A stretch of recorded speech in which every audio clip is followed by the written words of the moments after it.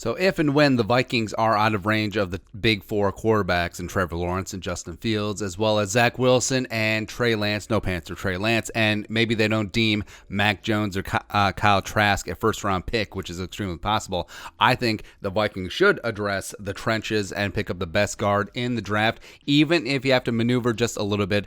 Justin Fields' teammate, Wyatt Davis, the pride of The Ohio State University. Let's talk about him today. So background, 6'4", 313, redshirt junior, former five-star recruit from Bellflower, California, and South Central LA. Played at the powerhouse St. John Bosco, where he played tackle. Was the LA Times SoCal High School Player of the Year. Now, for this to go to a lineman, pretty damn amazing. It's great. And everyone was in. Notre Dame, Michigan, Tennessee, Oregon, Bama, Washington, LSU, USC, of course, Georgia, Oklahoma, Florida, the U. Decided to take his talents to The Ohio State University. He was the number one guard. He was the number 5 recruit in all of California, was number 24 nationally in the class of 2017. Just an absolute slam dunk, amazing recruit. Also, football lineage. So his grandfather's Willie Davis, Packers Hall of Famer, but also father is Dwayne Davis, who played Alvin Mack on The Program, which is a football documentary shot in real time. It's just phenomenal. If you haven't watched it, go watch it. It's great. Decided redshirt in 2017. Then was a backup 2018 as a redshirt freshman before starting 4 games that year, including the Big Ten title game as well as the Rose Bowl.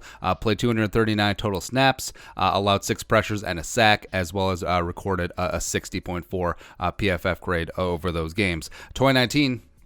Entered the season as a full-time starter at right guard, recorded an 82.6 PFF grade over 923 snaps, only allowed 15 pressures, 0 sacks, was the only guard in FBS to do that over that number of snaps. Also helped keep Justin Fields clean, have him have a Heisman-adjacent type season. Also paved the way for JK2K, baby. J.K. Dobbins just absolutely going off last year. First team All Big Ten. First team All-American, pretty easy peasy lemon squeezy. Now, he could have declared, redshirt sophomore, he could have declared, decided to come back. But also, anecdotally, and this is unique to the Buckeyes, look at how many helmet Buckeyes Davis had over the course of the year. So the first picture is at the beginning of the season, and the final picture was during the Fiesta Bowl loss to Clemson. So he filled up nearly a full helmet. And what happens at Ohio State, so if you make a big play, especially in film review, especially guys in the trenches, make a big play on tape, you get a Buckeye. So Wyatt Davis is absolutely crushing there. But like we said,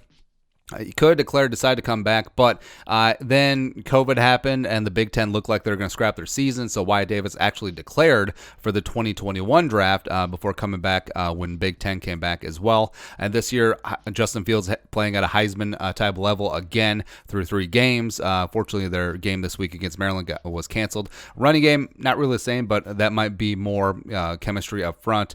No real offseason, as well as only 3 games of the season, plus they don't have a runner now to the level of J.K. Dobbins back there either. So with Wyatt Davis, pros, size, absolute size, 6'4", 310. He had NFL size right when he got on campus. So he's got that going for him. Squatty enough not to get out leveraged, and he's not going to be thrown around inside, which is great too. But technically, he's extremely sound as well. Great hands, control the hands, control the man, good pop, physically strong as well as technically sound. A great punch to get into the defender. Does set the tempo as opposed to letting the other guy set it, which is really important there. Plus, low man wins. Davis with his strength as well as relative squattiness is able to get out there and not be out leveraged, which is great. Anchor. Like we said, he's not going to be a shrinking violet in the NFL. Nose tackles, 1 techs, 3 techs, they're not going to bully him around, and that is good to see. And a lot of times in outside zone heavy teams like the Vikings, that is the trade-off. Sometimes interior offensive linemen aren't as stout at the point of attack. Note what Jeffrey Simmons did to Drew Samia week 3. And by the way, like Drew Samia, it's not like he came from like West Texas Tech, St. Bonaventure, right? Like Drew Samia came from Oklahoma and was part of one of the best offensive lines in college football when he was there. So, agility with Davis. great feet, great balance. It's one of the first things that will stand out to you about him. In pass protection, you never see him leaning. You never see him off balance. Always seems to have his feet under him, which is great.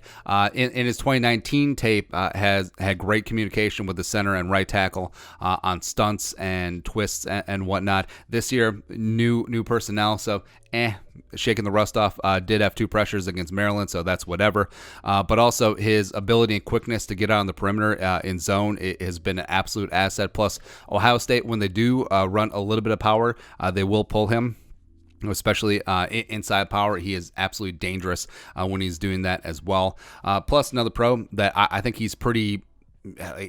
A lot of offensive linemen come in and they'll be scheme dependent, but Wyatt Davis is not one of those guys. So he has the size and power to be an asset in a downhill, gap scheme, but also he really is that unicorn for the zone scheme. Like, he's got speed and agility without sacrificing that size and power. And Ohio State runs a ton of zone concepts in the running game, straight up outside zone, which Vikings fans will recognize. Read option, outside zone read, inside zone read. So a lot of the concepts that if he came to the Vikings that he'd have to integrate, well, he's already got him, right? And also, that's one of the big reasons that we loved Jonah Jackson, his 2019 teammate, who was a graduate transfer from Rutgers, because he played left guard, Wyatt Davis played right guard, and Jonah Jackson just looks so good, too. Same thing with Wyatt Davis. Like, when we're watching Jonah Jackson, we're like, hey, that 52 kid looks really good.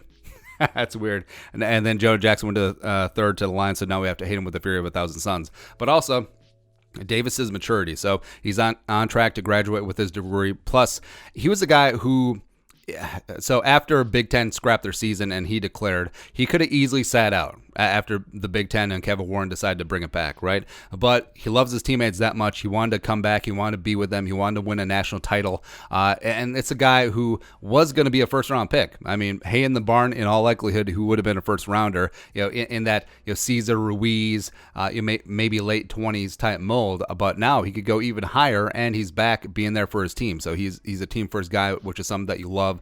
A little bit of leadership in that offensive line. Cons. So you're really grasping at straws here. I mean, you could say, well, he's a guard, sure, relative positional importance, but also, I mean, you've seen guards go relatively high. You saw Chris Lindstrom go 14 a couple years ago. You saw Brandon Scherf go number 5 in 2015. You saw Quentin Nelson go 6. So yeah, guard, is it as important as tackle? No. But also, is Wyatt Davis the premier at his position? And also, is it a position need for the Vikings? Yes. And then also, you factor in, well, he's only played right guard at Ohio State.